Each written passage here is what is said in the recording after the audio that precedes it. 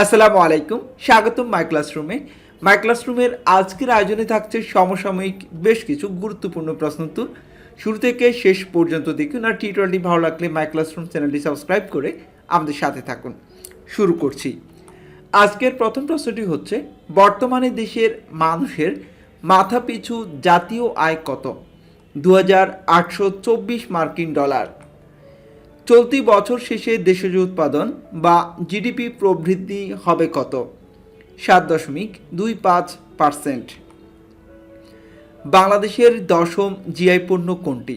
বাগদা চিংড়ি। বাংলাদেশ সাইক্লোন শেল্টারের নাম কি? মুজিব কিল্লা। 2022 সালে বাংলাদেশের কোন তরুণের গিনেস বুকে নাম ওঠে? ঈশা আরাফাত রুদ্র। তিনি পাবনার অধিবাসী।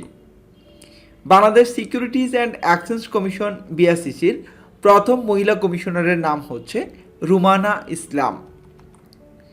পদ্মা সেতুর নিরাপত্তার জন্য 29 মার্চ 2022 সালে উদ্বোধন করা সেনানিবাসের নাম কি? শেখ রাসেল সেনানিবাস, শরীয়তপুর। দেশের 37তম নদীবন্দরের নাম কি? গাজীপুর নদীবন্দর। বাংলাদেশ কোন মেয়াদে জাতিসংঘ সামাজিক উন্নয়ন কমিশনের সদস্য নির্বাচিত হয়েছে? 2023 থেকে 2027 সাল পর্যন্ত। দেশের সবচেয়ে বড় আশ্রয়ণ প্রকল্প কোথায় নির্মিত হবে? কসবা, ব্রাহ্মণবাড়িয়া। অস্ট্রেলিয়ার ফেডারেল নির্বাচনে অংশগ্রহণকারী প্রথম বাংলাদেশি নারীর নাম হচ্ছে সাজেদা আক্তার সানজিদা। বাংলাদেশে ইউনিসেফের প্রতিনিধির নাম কি? Sheldon yacht. পৌরসভার সচিব পদের বর্তমান নাম হচ্ছে পৌর নির্বাহী কর্মকর্তা। যুক্তরাজ্যের রামসগেট শহরের মেয়র নির্বাচিত হয়েছেন কোন বাংলাদেশি? তিনি রওশন আরা দোলন। স্বাধীন বাংলা বেতার কেন্দ্রে প্রচারিত রম্য কথিকার নাম হচ্ছে পিণ্ডির প্রলাপ। স্বাধীন বাংলাদেশের প্রথম কোন ব্যক্তি নাইট উপাধি পান? স্যার ফজলে হাসান আবেদ।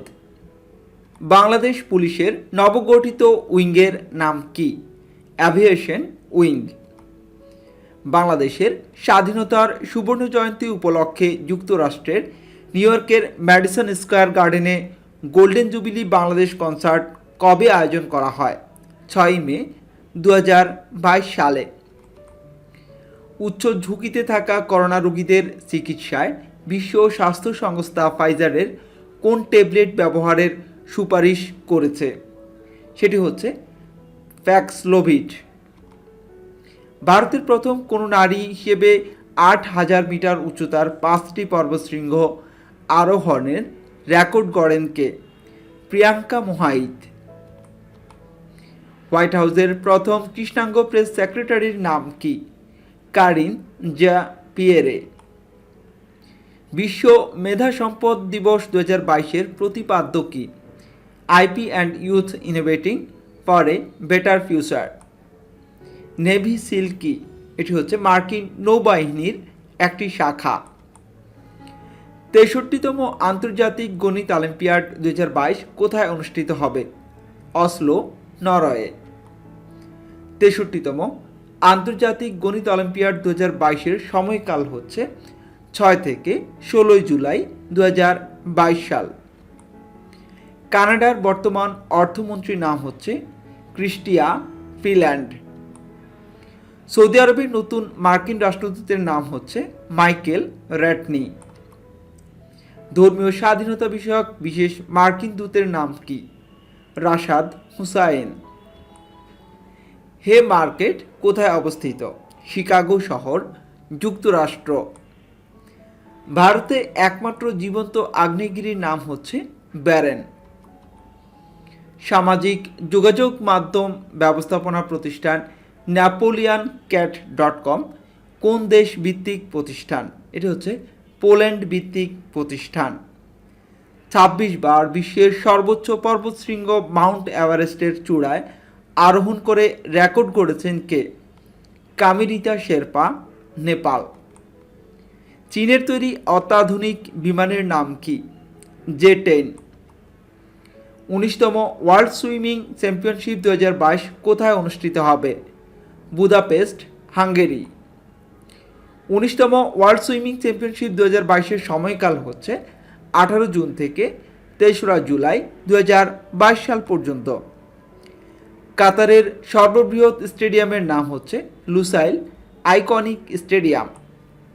2022 সালে কাতার বিশ্বকাপ ফুটবলের ফাইনাল ম্যাচ কোন স্টেডিয়ামে অনুষ্ঠিত হবে? Lusail iconic stadium. শ্রীলঙ্কা বাংলাদেশের মাটিতে প্রথম টেস্ট খেলেছে কত সালে? 1999 সালে। 2021-22 লা লিগা শিরোপা জিতেছে কোন ক্লাব? Real Madrid. 15তম এশিয়া কাপ ক্রিকেট 2022-এর সময়কাল কোনটি? 27 আগস্ট থেকে 11 সেপ্টেম্বর। টেস্ট ক্রিকেটে বাংলাদেশের খেলোয়াড়রা কোন দলের বিপক্ষে সবচেয়ে বেশি শতক পেয়েছে? শ্রীলঙ্কা ও জিম্বাবুয়ের বিপক্ষে। বর্তমানে বিশ্বের সবচেয়ে দামি ফুটবল ক্লাব হচ্ছে ম্যানচেস্টার সিটি। বিশ্বের সর্বোচ্চ পর্বতশৃঙ্গ মাউন্ট এভারেস্ট বিজয়ী নারীর নাম হচ্ছে জুনকো তাবেই। লুপাস কি?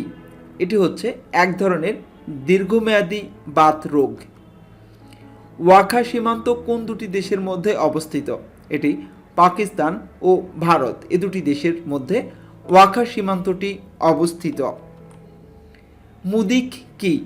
ইন্দোনেশিয়ার ঈদে দল বেঁধে বাড়ি ফেরার প্রথাকে বলা হয় মুদিক। একই প্রতিষ্ঠানে 84 বছর কাজ করে গিনেস রেকর্ড গড়েন কোন ব্যক্তি? Walter Orthmann, Brazil. Bangla Academy প্রবর্তিত রবীন্দ্র পুরস্কার 2022 পেয়েছেন অধ্যাপক সিদ্দিকা মাহমুদা। দাতব্য সংস্থা বিদ্যানন্দ ফাউন্ডেশনের উদ্যোক্তা কিশোর কুমার সম্প্রতি কোন পুরস্কারে ভূষিত হয়েছেন? Commonwealth points of light. প্রথমবারের মতো কোন বাংলাদেশি কূটনৈতিক যুক্তরাজ্যের ডিপ্লোম্যাট অব দ্য ইয়ার 2020 পেয়েছেন? হাই কমিশনার সাইদা মুনা তাসনিম।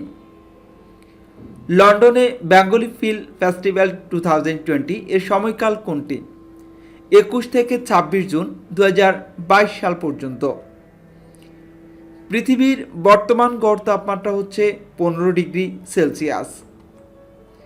নবজাতককে কত ঘন্টার মধ্যে হেপাটাইটিস বি টিকা প্রদান করতে হয়? 24 ঘন্টার মধ্যে। ম্যালেরিয়ার জীবাণুর নাম কি? প্লাজমোডিয়াম। ধবল গুগুর বৈজ্ঞানিক নাম কি? স্ট্রিপ্টোপিলিয়া ডকোটো। মাখনা ফুলের বৈজ্ঞানিক নাম হচ্ছে ইউরাইল ফেরক্স। কাদা খোঁচা পাখির বৈজ্ঞানিক নাম হচ্ছে গ্যালিনাগো। টেস্ট ক্রিকেটে প্রথম কোন বাংলাদেশি ব্যাটার 5000 রানের মাইলফলক স্পর্শ করেন? মুশফিকুর রহিম।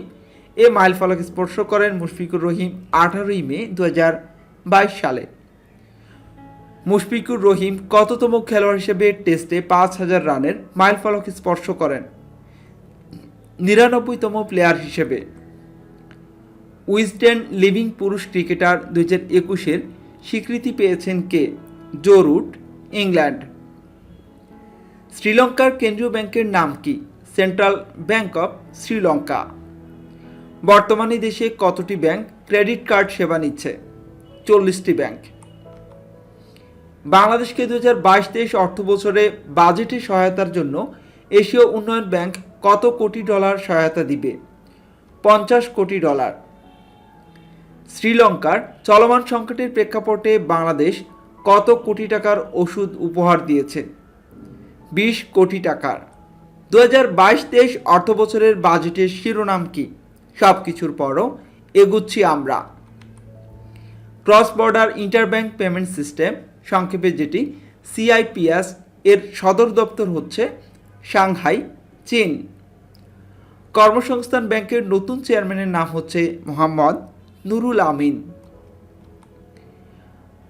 অস্ট্রেলিয়ার নতুন প্রধানমন্ত্রীর নাম হচ্ছে অ্যান্থনি আলবানিজ।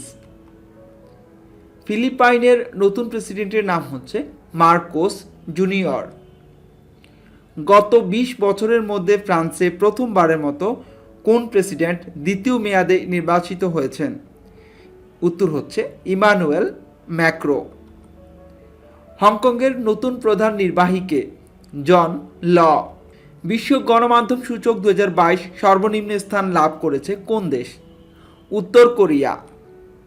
বিশ্ব গণমাধ্যম সূচক 2022-এ বাংলাদেশের অবস্থান কত? 162তম। আর বাংলাদেশের স্কোর ছিল 36.63। আজ এই পর্যন্তই। এতক্ষণ পর্যন্ত মাই ক্লাসরুমের সাথে থাকার জন্য ধন্যবাদ। টিউটোরিয়ালটি ভালো লাগলে আমাদের চ্যানেলটি সাবস্ক্রাইব করবেন, আমাদের সাথে থাকবেন। ভালো থাকবেন। আসসালামু আলাইকুম।